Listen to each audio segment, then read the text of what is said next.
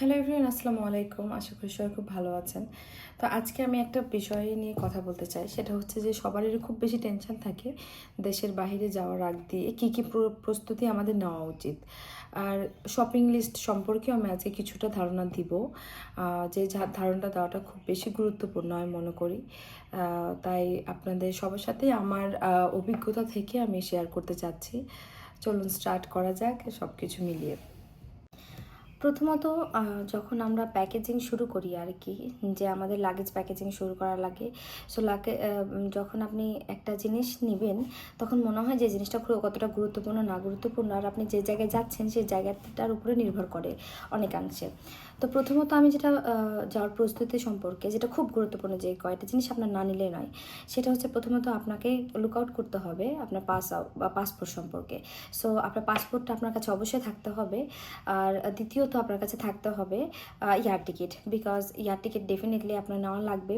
তারপর আপনি যদি স্টুডেন্ট হয়ে থাকেন, আপনার অবশ্যই আপনি স্টুডেন্ট ভিসায় যাচ্ছেন, সেক্ষেত্রে আপনার সিওই থাকতে হবে ম্যান্ডেটরি, ভিসা গ্র্যান্টেড একটা যেটা কপি অস্ট্রেলিয়ার জন্য আর কি, আমি এটা বলতে চাচ্ছি। সো এটা থাকতে হবে।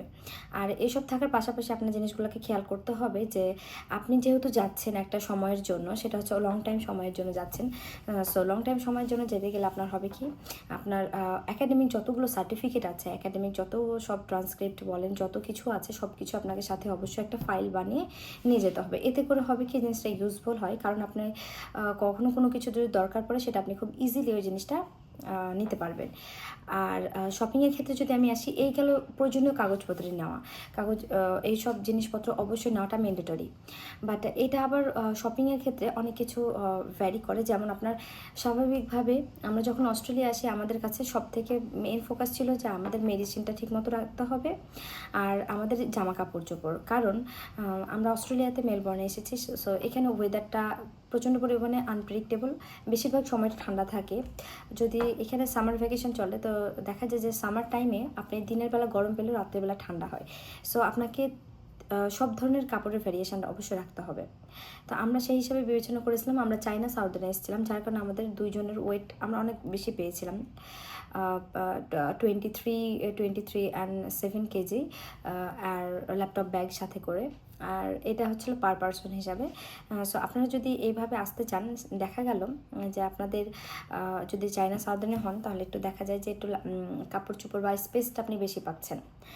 আর আমরা মেন ফোকাস তো বললাম মেডিসিন রেখেছিলাম। অবশ্যই যখন আপনি মেডিসিন নেবেন সেটা প্রেসক্রাইব হতে হবে, কারণ আপনি যখন কোনো কিছু নিচ্ছেন মেডিসিন, সেটা ওদের কাছে উল্লেখযোগ্য থাকতে হবে আপনি কেন নিচ্ছেন।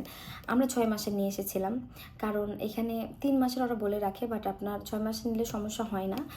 সো এটা আপনি অবশ্যই নিয়ে আসতে পারবেন, কোনো প্রবলেম হবে না প্রেসক্রাইব থাকলে। সো আর নেক্সট হচ্ছে যে জামা কাপড়ের ক্ষেত্রে যদি আমি বলি, অনেকে জিজ্ঞেস করেন আপু আমরা কি মশলা জামা কাপড় মানে মশলাপাতি যেসব থাকে আমাদের সেসব নিয়ে যেতে পারবো কি না, বা ক্রোকারিস আইটেমগুলো এইসবের ক্ষেত্রে। আমি যখন আমি প্রস্তুতি নিচ্ছিলাম আর কি, সব কিছু শপিংয়ের লিস্টগুলো রেডি করছিলাম, ইভেন সব কিছু নিচ্ছিলাম, তো যারা আগে গেছে তাদের থেকে আমি কনসাল্ট নিয়েছিলাম যে কী কী নিয়ে যাওয়া যাবে বা কী কী না নিলেই নয়। তো এইভাবে নিতে যেয়ে আমি দেখলাম যে আমার মোস্ট অফ দ্য থিংস আমার সব থেকে গুরুত্বপূর্ণ হলো জামা কাপড়। সো আমি মশলাপাতি সব নিইনি, কারণ এটা প্রোহিবিটেড। সো এটা আপনি নিয়ে আসলে লাকিলি কারো ধরা পড়ে না, মানে কাউ কিছু বলে না। আবার মনে করলেন এটা লাকিলি 100 জন হয়তো বা একজন নিয়ে চলে আসলো, কোনো সমস্যা হলো না। বাট আমি মনে করি এই জিনিসটা আপনি যতটা অ্যাভয়েড করবেন ততটাই ভালো, কারণ এখানে আসার পর আপনি দেখবেন এখানে ভ্যারিয়েশনের অভাব নেই মশলাপাতি খাবার দাবারের।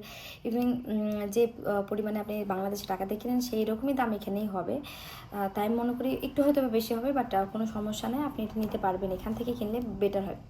আর ক্রোকারিজের যেসব আইটেম আপনারা অনেকে বলেন থালা বাসন বাটি নিয়ে যেত, আমরা আসলে মা বাবা সবসময় দুশ্চিন্তা করেন, মা বাবা বলেনি আর কি যে জিনিসপত্র নিয়ে যাওয়া ভালো, কোথায় যে কী করবো না করবো এইসব চিন্তা করে তারা। তো আমি একটা কথা বলতে চাই আপনাদের সবার মাঝে, এই জিনিসটা যে আপনাদের জিনিসপত্র নিয়ে আসা দরকার নাই, কারণ এখানে আপনি $1 একটা প্লেট পেয়ে যান, $1 একটা গ্লাস পেয়ে যান, আর রাইস কুকার এইসব 10 থেকে $15 মধ্যে পেয়ে যাবেন। তাই ওই সব নিয়ে এসে আপনার স্পেসটাকে কভার করার কোনো দরকার নেই। থেকে তার জায়গায় আপনি যদি জামা কাপড় বেশি বেশি নেন, খুবই বেশি ভালো হবে, কারণ এখানে জামা কাপড়েরই আপনি কোয়ালিটিফুল পাবেন না। আর যেগুলো আমরা জামা কাপড় পরে অভ্যস্ত বা যেরকম কোয়ালিটি সেই রকম অনুযায়ী এখানকার না আর কি। আর যদি আপনি কোয়ালিটিফুল একটু নিতে চান, অনেক প্রাইস পড়ে। সো কী দরকার, যদি আপনার হাতে অপরচুনিটি থাকে বাংলাদেশ থেকে নিয়ে আসা, এটা নিয়ে আসা উচিত। আর অনেকে বলেন যে আপু আমরা কম্বল বা ব্ল্যাঙ্কেট এরকম কোনো কিছু নিয়ে আসবো কিনা, না, এখানেও নিয়ে আসার কোনো কিছু দরকার নেই, আপনি এখান থেকে সুন্দরভাবে কিনতে পারবেন। সো ওয়েট কভার করার কোনো দরকার নেই, ওইসব নিয়ে আসা একটা হ্যাসেল। বিছানার চাদর অবভিয়াসলি আপনি নিতে পারবেন, কারণ বিছানার চাদরটা খুব বেশি গুরুত্বপূর্ণ। এখানে বিছানার চাদরগুলো সিনথেটিক টাইপের, যেগুলো আমরা ইউজফুল না, বাংলাদেশের মানুষ ইউজ করে। আর এখানে বিছানার চাদর বলতে ওইরকম কোনো কিছু পাওয়া যায় না, বিছানার চাদর আর কি। সো আমি মনে করি যে আপনারা যতটা পারেন তিন সেট, অ্যাটলিস্ট 3 সেট যেন বিছানার কভার নিয়ে আসতে পারেন, বেডশিট আর কি। আর হচ্ছে যে যদি মনে হয় যে হ্যাঁ আপনি মেলামাইনে যেসব প্লেট বা বাটি যদি মনে হয় আপনি নিয়ে আসবেন, স্পেস যদি থেকে থাকে আপনার কাছে অপশান, অবশ্যই আপনি নিয়ে আসতে পারেন, কোনো সমস্যা নেই। আমার আম্মু আমাকে একটা কুকার দিয়ে দিয়েছিলো, আর একটা ফ্রাই প্যান দিয়েছিল, আর 2টা প্লেট দিয়েছিল। আমি এতটুকুই জিনিসপত্র নিয়ে এসেছিলাম, আর স্পুন নিয়ে এসেছিলাম। সো এতটুকু আমি জিনিসপত্র নিয়ে এসেছি, তার বেশি আমি কোনো কিছু নিয়ে আসিনি, কারণ আলটিমেটলি এখানে আসার পরে আমি কিনেছি, আর কোনো ঝামেলা হয়নি। তো আমি নিয়ে এসেছিলাম, যেহেতু আমরা বাঙালি মেয়ে, আমরা খুব বেশি ট্রেডিশনাল কাপড় চোপড়ও পরতে পছন্দ করি, যেমন আমি পছন্দ করি 3 পিস শাড়ি পরতে। তাই আমি চেষ্টা করেছিলাম যদি আমি স্পেস পাই তাহলে 3 পিস শাড়ি এগুলো জিনিসপত্র আমি আর কি নিয়ে যাব। আর শীতের জামা কাপড় আমি নিয়ে এসেছিলাম। পাফার জ্যাকেট ডেফিনেটলি আমি বলবো একটা নিলেই এনাফ।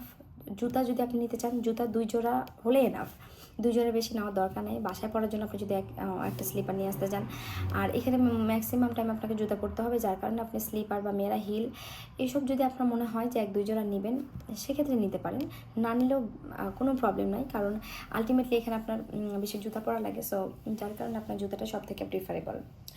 অ্যান্ড জামা কাপড়ের ক্ষেত্রে পাফার জ্যাকেটটা একটাই নেবেন, এটাই বেটার, কারণ এখানে এসে সুন্দর পাফার জ্যাকেট কিনতে পারবেন। পাফার জ্যাকেট স্পেস নাই, সো দরকার নাই, প্রয়োজন পড়লে আপনি পাফার জ্যাকেটটা হাতে করে ক্যারি করবেন, যেটা আমরা করেছিলাম আর কি। আর হচ্ছে যে সোয়েটার, বিভিন্ন ধরনের গোল গোলা সোয়েটার পাওয়া যায়, যেসব নিউ মার্কেটে আমরা ঢাকা নিউ মার্কেট থেকে শপিং করেছিলাম, ওখান থেকে আপনারা নিতে পারেন। অবশ্যই এখানে ঠান্ডা খুব বেশি, যার কারণে বলবো যে অ্যাটলিস্ট 2 থেকে 3 সেট থার্মাল নিয়ে আসবেন, থার্মালের সেট নিয়ে আসবেন, এটা খুব ভালো। অবশ্যই হ্যান্ড গ্লোভস নিয়ে আসবেন যারা ছেলেরা উবার করে, কারণ উবারের সময় সাইকেলে বাতাস লাগে, ঠান্ডা লাগে, যার কারণে হ্যান্ড গ্লোভসটা ম্যান্ডেটরি। অ্যান্ড নেক্সট হচ্ছে যে জামা কাপড় তো আমি বললাম কী কী নিয়ে আসতে হবে। আর গরমের জন্য অবশ্যই কিছু টি শার্ট নিয়ে আসবেন, কারণ এখানে অনেক গরম দিনে পড়লে খুব বেশি গরম লাগে, যেটা খুব আনবিয়ারেবল। আপনারা টি শার্ট নিয়ে আসতে পারেন, গরমের জন্য আলাদা অবশ্যই কাপড় চোপড় নিয়ে আসবেন, আর শীতের জন্য তো ডেফিনেটলি নিয়ে আসবেন। সো এইসব ছিল আর কি আমার মানে বেসিক যেসব শপিংয়ের লিস্ট মানে বলার আর কি, সেটুকু আমি বললাম। আর আপনাদের বাকি যদি কোনো কিছু জানার থাকে যে আপু এই জিনিসটা নিয়ে আসা দরকার কিনা, ম্যান্ডেটরি কিনা, অবশ্যই আমি সেটা কমেন্টের থ্রুতে জানানোর চেষ্টা করব। আর আপনাদের যতটুকু আমার মাধ্যমে যদি হেল্প হয়ে থাকে, কারণ আমি নিজেও এখানে এসেছি, তো আমি নিজেও এটা ফেস করেছি, তাই আমি চাই যে একটু হলেও আমার দ্বারাতে কারো যদি মানে সেসব ক্লু পাই বা আইডিয়া পাই, খুব ভালো হবে। সো এখানে আমি আর ভিডিওটা শেষ করছি, আমি আর ভিডিওটা না বড় করি। সবাই ভালো থাকবেন, নেক্সট কোনো আবার ভিডিও নিয়ে আসবো। আল্লাহ হাফেজ।